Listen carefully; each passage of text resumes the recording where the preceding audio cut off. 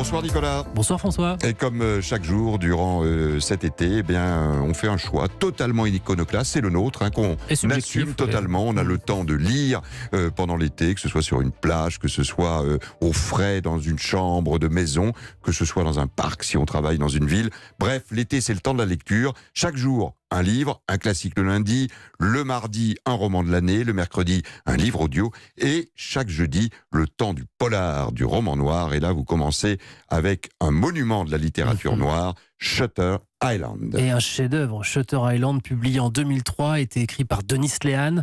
On lui doit aussi Gone Baby Gone ou Mystic River, par exemple. Le fameux Mystic River. Il y a beaucoup de gens qui pensent que Mystic River, c'est un film évidemment signé Clint Eastwood, mais qui s'est basé sur le roman. Et Shutter Island, adapté par Martin Scorsese, quand même, avec Leonardo DiCaprio. Alors, rappelez-nous un peu cette histoire. Nous sommes au début des années 50. Deux marshals, deux flics, Teddy Daniels et Chuck Hall, se rendent sur Shutter Island, une île prison. Enfin, prison. C'est un hôpital psychiatrique, mais avec des patients criminels. Les deux marshals enquêtent sur une disparition, celle de Rachel Solando. Ça commence comme ça. Écoutez, j'ai trouvé la version audio. Journal du docteur Lester Sheehan.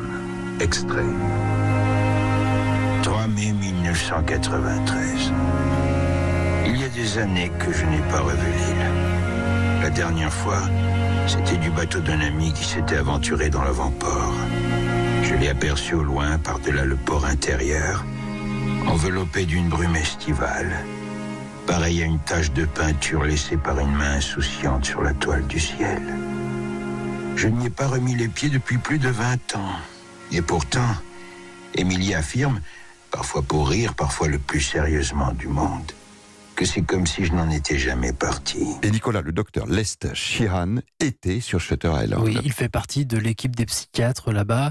C'est très très particulier comme endroit. Il y a des fous dangereux déjà, mais les équipes se comportent très étrangement aussi. Ça n'est pas fait pour aider les deux marshals qui doivent donc rechercher cette femme disparue, Rachel Solando.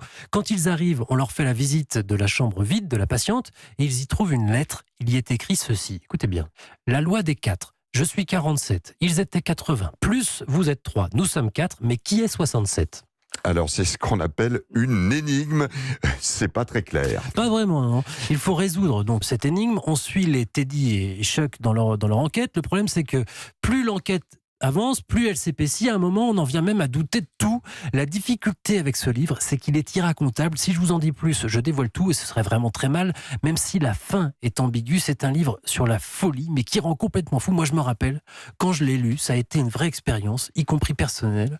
À un moment donné, je croyais plus du tout ce que je lisais. Je ne voulais pas croire Dennis Lehane. Je suis devenu pendant quelques pages un peu fou, perdu dans les illusions de l'auteur, incapable de savoir ce qui était réel et ce qui ne l'était pas. Et c'est sans doute ce qui l'intéressait, Dennis Lehane, comme effet très réussi. On comprend que c'est...